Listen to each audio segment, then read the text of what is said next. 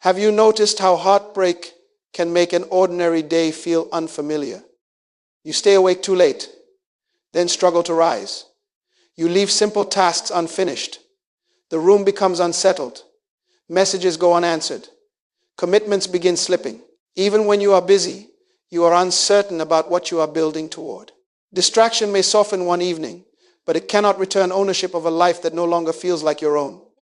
You see, the relationship did not occupy only your heart. It occupied your calendar, your attention, your expectations, and perhaps even your understanding of who you were. You planned with another person in mind. You formed routines around their presence. You imagined a future that included their participation. So when the relationship ended, an entire supporting structure was disturbed. The loss was emotional, but the disruption became practical. Now hear this carefully. You may not be permanently lost. You may be living without the patterns that once told you where to place your time, energy, and hope. That is an important difference. If you believe you are broken beyond repair, you will surrender. But if you recognize that your life has become disorganized, you can begin restoring it one decision, one boundary, one faithful act at a time. Scripture teaches that confusion does not reflect God's character. Peace and order do. That does not mean faithful people never grieve. It means grief was never designed to govern them. Order cannot remove sorrow from your heart, but it can keep sorrow from becoming the authority behind every choice. It can give pain a place without giving pain the throne. Recovery, then, is not pretending that you do not hurt. It is learning to lead yourself while you hurt. It is saying, I will acknowledge this sorrow, but I will still care for the life entrusted to me. You stop waiting for every emotion to settle and start rebuilding the conditions in which clarity can return. That is not denial. That is stewardship. So pause and examine your life honestly. What became unstable after the relationship ended? Was it your thinking, your schedule, your home, your responsibilities, your boundaries, your spiritual focus? Do not condemn yourself. Identify the disorder. You cannot restore what you refuse to name. Your healing does not have to be complete before your recovery can begin. You can grieve and still create order. You can feel uncertain and still make one sound decision. But first, you must confront the habit that often disguises disorder as relief, the habit of distraction. Distraction is attractive because it offers immediate distance from pain. The memory rises, the loneliness speaks, the room becomes too quiet, and suddenly your hand reaches for the phone. You scroll. You watch another episode. You call someone simply to keep the silence away. You accept invitations you do not even want, or fill the evening with activity so you will not have to sit with yourself. For a moment it works. But when the screen goes dark, the unfinished day is still waiting. The bill remains unpaid. The meal was never prepared. The work was postponed. Your body is tired, but your mind is still restless. What gave you escape did not give you direction. Now understand the distinction. Enjoyment is not the enemy. Friendship is not the enemy. Rest is not the enemy. You need moments of laughter, supportive people, and genuine renewal. The danger begins when every quiet moment feels threatening and every uncomfortable emotion must be covered immediately. Rest returns strength to you. Distraction merely keeps you occupied until you are too exhausted to respond. Here is the truth. What you repeatedly give your attention to will eventually shape the direction of your life. Attention is not merely mental energy, it is stewardship. Every hour carries part of your future. When pain decides where every hour goes, grief becomes more powerful, not because the feeling itself grew, but because disorder began growing around it. So ask yourself some honest questions. Does this activity renew me, or does it merely occupy me?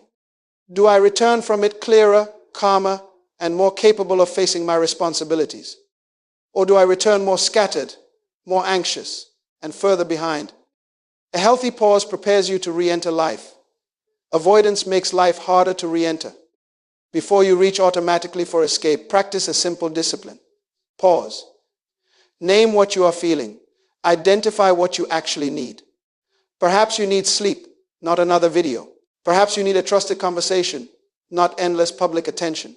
Perhaps you need prayerful quiet, a nourishing meal, or the courage to complete one necessary task. Give the true need an honest response. Every time you interrupt the escape cycle, you reclaim a portion of your authority. You stop allowing discomfort to spend your time and start directing your attention with intention. This is not a refusal to feel. It is a refusal to let one painful chapter recruit every available hour. But distraction is not the only disguise avoidance wears. Sometimes it appears irresponsible, and sometimes it looks remarkably disciplined. You can run from grief through entertainment, but you can also run from it through relentless productivity, and that respectable form of escape must be confronted next. You can fill every hour and still be running. You can accept every assignment, attend every gathering, begin 3 new projects, redesign your appearance, and announce an ambitious new life and still be avoiding the one place that needs your honesty. Activity is not always progress. Sometimes activity is pain wearing professional clothing. After rejection, you may feel compelled to prove something. You want to prove that you are independent, successful, desirable, and unaffected. So you work longer, you sleep less, you make dramatic plans. You measure recovery by how impressive your life appears to other people. But a crowded calendar can hide grief just as effectively as endless entertainment. One escape looks careless, the other looks admirable, yet both keep you from being still enough to tell the truth. Here is the truth. Restorative structure does not punish you for hurting. It supports you while you heal. It creates room for responsibility, but also for nourishment. It includes purposeful work, but also reflection. It honors relationships, prayer, and rest. Its purpose is not to make you look invincible. Its purpose is to make your life stable enough to carry what you are experiencing. Healthy discipline steadies you. Self-punishment depletes you. Healthy structure gives clarity. Perfectionism stands over you with an accusation. Healthy action serves recovery. Frantic action tries to outrun it. You must learn the difference, because not everything called discipline produces order. Do not make major decisions merely to answer the wound. Do not change your entire identity to provoke regret in the person who left. Do not chase achievement because you want rejection to feel embarrassed. When pain becomes the audience for your decisions, pain is still directing your life. Your purpose is too valuable to become a performance for someone who is no longer responsible for it. What is the standard for this season? Enough order to protect what matters. Enough flexibility to survive a difficult day without calling yourself a failure. Enough honesty to admit when you need support. You do not need to accomplish everything to prove that you are recovering. You need to become trustworthy with what is presently in your hands. So examine your schedule. What unnecessary demand did you adopt from panic, pride, comparison, or the need to appear unaffected? Remove one. Create breathing room. Let your discipline become an act of care rather than another instrument of rejection. You are permitted to grieve without abandoning responsibility. You are permitted to organize your life without turning healing into a competition. Structure must become a support, not a hiding place. And the first structure you must build is not around your calendar or your career. It is within you, because every ordered decision begins with an ordered inner life. Your inner life must have order, because every emotion will ask for authority. Sadness will tell you to withdraw. Loneliness will tell you to reach backward. Anger will demand an immediate response. Fear will insist that this pain is permanent. Emotions are real, and they must be acknowledged, but they were never designed to govern your conduct. They are messengers, not masters. When the inner life has no boundaries, every memory feels urgent. Every lonely evening feels endless. Every impulse begins to sound like an instruction. You remember one good moment and feel compelled to make contact. You imagine what the other person is doing and begin comparing your recovery with their appearance. You rehearse an argument that will never happen. Then carry the emotional consequences of a conversation that occurred only in your mind. This is why Scripture tells you to guard your heart diligently. Guarding does not mean becoming cold. It means deciding what may enter, what may remain, and what may direct you. An unguarded heart reacts to everything. A guarded heart can feel deeply and still choose wisely. So give grief a place. Set aside a protected period each day to pray, write, reflect, cry, or speak with someone trustworthy. Do not rush it. Do not perform strength. Tell the truth about what you miss, what disappointed you, and what you fear. When sorrow has an appointed place, it does not have to break into every hour merely to be acknowledged. And when a painful thought appears outside that time, Do not fight it as though its presence means failure. Name it. Record it briefly if necessary. Then return to the responsibility in front of you.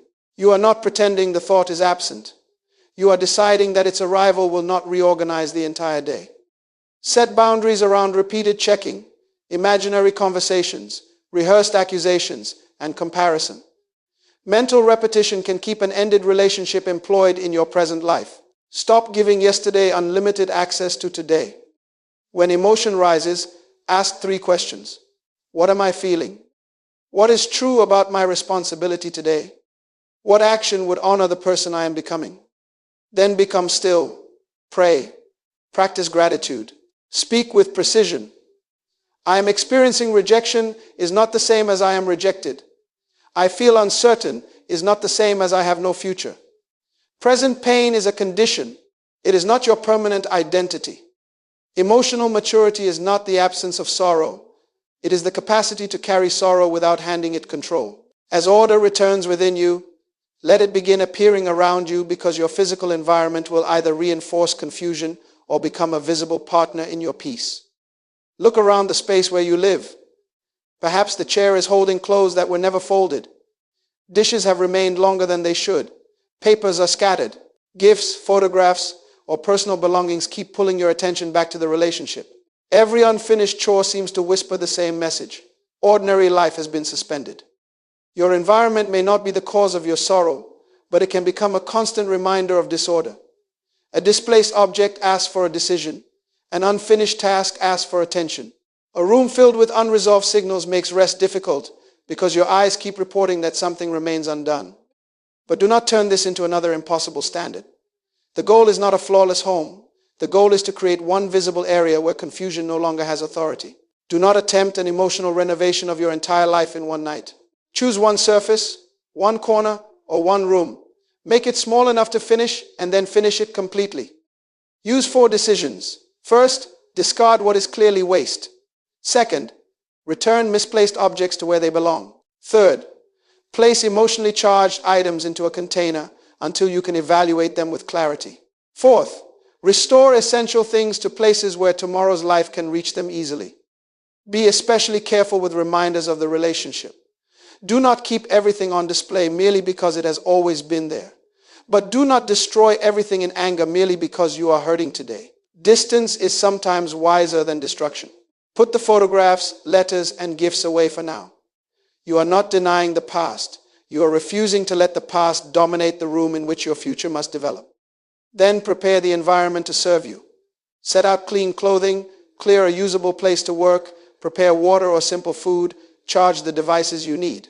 Give your keys, documents, and daily essentials a dependable home. These actions may appear ordinary, but stewardship is often revealed through ordinary care. Every time you restore order to your surroundings, you send a message to your own mind. My present life is still worthy of attention. I may be grieving, but I am not abandoning myself. I may feel disrupted, but disruption will not become my permanent atmosphere. Before you sleep, leave one visible sign of completion: a clear table, a made bed, an orderly doorway. Let it be the first evidence you see when you wake. One completed space becomes proof that change has started.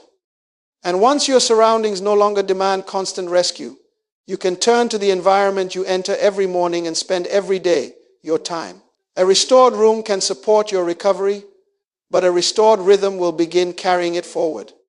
Heartbreak does not only remove a person, it can remove the signals that once organized your day. The morning message is gone, the evening plan is gone, weekends feel undefined, hours that once carried shared expectations now sit open. And open time is easily claimed by memory, impulse, and distraction. Do not respond by trying to design a perfect new life overnight. A complicated schedule will collapse the moment your emotions fluctuate. Begin with anchors, small, dependable actions that tell your day where to begin, how to proceed, and when to close. Establish a morning anchor.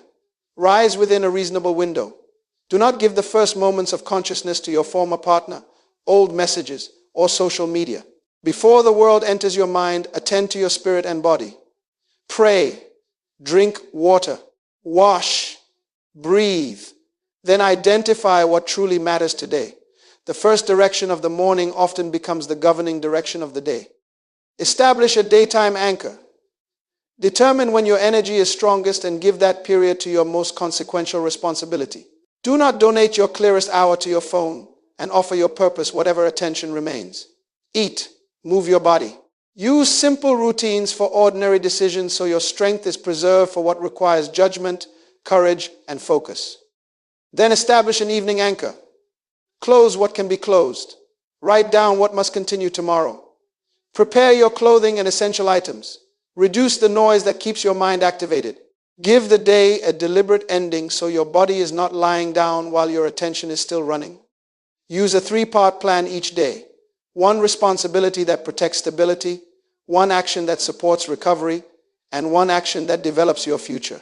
Pay the bill. Speak with a trusted friend. Study a skill. Keep the plan small enough to complete and meaningful enough to move your life forward. You must also defend your hours. Establish boundaries around unnecessary contact, repeated checking, unplanned visits, and people who take advantage of your uncertainty. Access to you is not an entitlement. Protecting time is not hostility. It is stewardship. And on difficult days, keep a minimum routine. Rise, wash, eat, pray. Complete 1 necessary task. Rest without surrendering the entire day. Reduced capacity is not failure. The goal is continuity, not perfection. A schedule is not a prison. It is a container that prevents temporary emotion from renegotiating every essential decision. It allows grief, duty, and renewal to exist within the same day. And when your days become stable, they will reveal the responsibilities that disorder allowed you to neglect. The next step is to face those open commitments, not with shame, not with panic, but with order. Once your days become quieter, you may begin hearing the unfinished responsibilities that chaos had concealed. The unanswered message, the missed payment, the form you never completed, the appointment you postponed, the work that remains open. Each obligation begins speaking at once, and together they create the impression that your whole life is beyond repair. But responsibility and shame are not the same thing. Responsibility says, this requires my attention. Shame says, this proves I am a failure. One produces action. The other produces paralysis. Neglect may explain the condition in front of you, but self-condemnation cannot organize the next step. Take 1 sheet of paper and capture every open commitment you can identify. Write down matters involving work, home, finances, health, family, and personal administration. Do not solve them while you are listing them. Your first purpose is to remove them from the mind and place them where they can be seen. What remains vague feels enormous. What becomes specific can be managed. Now sort the list into 4 groups. First, matters with urgent consequences. Second, essential maintenance that keeps life functioning. Third, important responsibilities that can be scheduled. Fourth, obligations that should be declined, delegated, or released. Not everything on your list deserves equal attention, and not everything belongs to you merely because someone expected it from you. For every urgent item, choose the smallest action that creates movement. Open the statement, make the call, send the message, book the appointment, request the extension. You do not have to finish the entire problem in 1 moment. You must only take the next honest step. And when communication is required, speak truthfully without explaining your entire heartbreak. Say what was missed. State what you will do next. Give a realistic time for completion.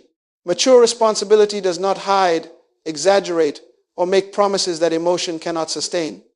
Then establish a weekly review. Return to the list before unfinished matters become emergencies. Update what changed. Schedule what remains. Remove commitments that no longer fit your capacity or purpose. A weekly review is not merely administration, it is how you stop yesterday's neglect from controlling tomorrow's peace. Every practical loop you close does more than increase efficiency. It reduces the secondary chaos surrounding grief. It teaches your mind that difficult things can be faced. It restores credibility within you. The objective is not to do everything. Busyness is motion. Stewardship is progress. Your task is to regain control over what truly belongs to you, 1 clear action at a time. And beneath every completed task, a deeper repair is taking place. You are learning to trust yourself again. Heartbreak can injure more than your trust in another person. It can damage your trust in yourself. You begin questioning your judgment. You wonder whether you are strong enough to recover, wise enough to choose again, or disciplined enough to rebuild. The relationship ended, but now uncertainty has entered your identity. Many people wait to feel confident before they act, but confidence is rarely the beginning. Confidence is the evidence produced by repeated action. You do not become dependable by announcing that you are dependable. You become dependable by doing what you said you would do, especially when no one is watching.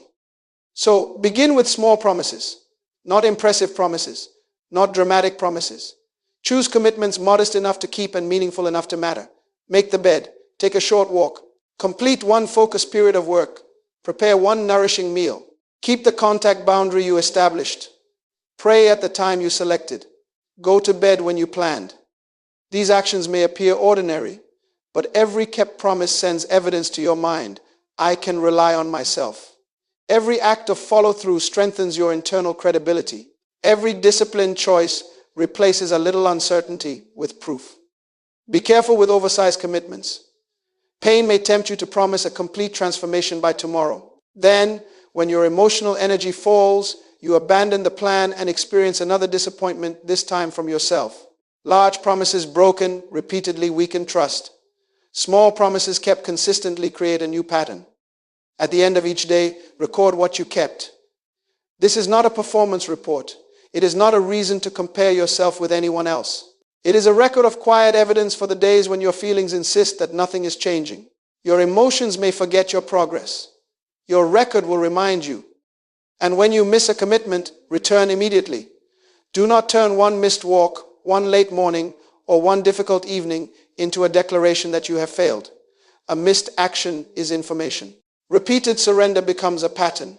Learn what disrupted you, adjust the promise if necessary, and continue. Increase your commitments only after consistency is established. Capacity grows through practice, not pressure. First become faithful with a little, then allow that faithfulness to carry more. Each promise you keep declares that pain may influence your day, but it does not own the person making the decisions. That is how self-trust returns, not through one dramatic victory, but through accumulated evidence. And when you begin trusting yourself again, a larger question emerges. The question is no longer, how do I replace what I lost? It becomes, what kind of life should I now build around the purpose that remains? You can end a relationship and still organize your entire life around the person who left. You monitor what they are doing. You imagine what they think of your progress. You make choices to prove what they lost. You pursue attention so they might hear about it. They may no longer occupy your home, yet their absence still occupies the center of your decisions. That is not freedom. When every choice answers the old relationship remains in charge. You must distinguish the role you held from the person you are. You may have been someone's partner, but that role was never the complete definition of your identity. The ending of a shared chapter can disrupt your plans, but it cannot cancel your gifts, your values, your responsibilities, your faith, or your capacity to contribute. A role changed. Your purpose did not disappear. So ask deeper questions. What still matters when no one is watching? What has been entrusted to you that remains worthy of care? What kind of person must you become to carry that responsibility with wisdom? Purpose does not begin with replacing somebody. It begins with recognizing what remains. Choose 3 enduring priorities for the next season. Perhaps they are spiritual grounding, personal stability, and meaningful work. Perhaps they are family responsibility, healthy community, and developing a neglected skill. Do not choose 10. Clarity grows when your energy has direction. Then use purpose as a filter. When an opportunity, invitation, or new connection appears, ask, will this strengthen the life I am rebuilding? Or will it reopen confusion, comparison, and emotional dependence? Not every open door leads forward. Some doors simply return you to the pattern you are trying to leave. Protect your direction with boundaries, but do not allow boundaries to become bitterness. Distance can be peaceful. Silence can be disciplined. You do not have to punish another person to protect your own clarity. And do not rush into a replacement relationship merely to feel chosen again. Companionship cannot perform the work of self-government. Another person cannot clarify your purpose. organize your habits, or heal the identity you refuse to examine. Give the next 90 days a direction. Do not demand dramatic outcomes. Decide which rhythms should become stable, which skills should become stronger, which relationships should become healthier, and which responsibilities should receive greater care. Build processes that prepare you for the future rather than performances designed to impress the past. Your present singleness is not merely evidence of rejection. It can become usable space for preparation, realignment, and responsible becoming. Stop organizing around who is absent. Start organizing around what remains entrusted to you. Now bring every principle together: grief, attention, order, boundaries, responsibility, and purpose, and turn them into one recovery covenant you can begin today. Heartbreak disrupted more than your emotions.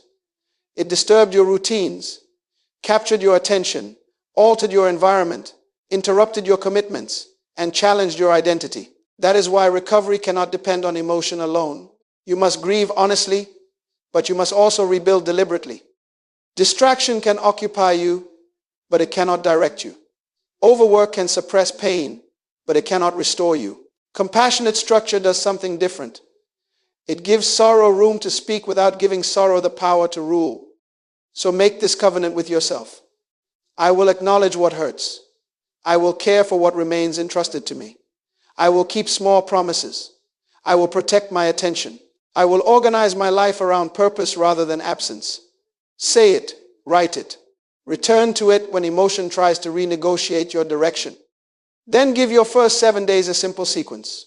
On the first day, inventory what has become unstable. On the second, clear one physical space completely.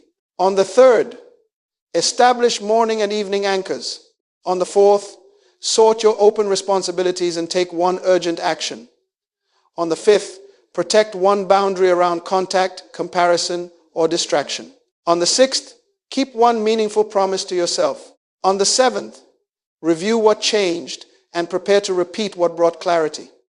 Do not finish this message with inspiration alone. Choose one action you will complete immediately. Clear the table. Send the necessary message. Put away the photographs. Prepare tomorrow morning. Inspiration without implementation becomes another form of distraction. And expect resistance. Some days the grief will rise again. Some mornings the routine will break. Some evenings you will be tempted to return to familiar escape. Success does not mean you never depart from the structure. Success means you return before disorder becomes your home again. Receive support from trustworthy people. Let someone listen, encourage, pray, or help you complete a difficult task. But remember, support does not remove self-government. You can receive help and still remain responsible for your choices. Organizing a room is not merely cleaning. Honoring a commitment is not merely administration. Guarding an hour is not merely scheduling. Caring for your body is not merely maintenance. Each act declares that your future still deserves preparation. You do not have to wait until you feel whole before you live responsibly. Responsible living can become part of how wholeness is rebuilt. You are not a passive subject of what happened to you. You are a steward of what happens next. The pain may remain present for a season, but it no longer has permission to design your life. Begin with one ordered decision today, then let repeated faithfulness carry you forward.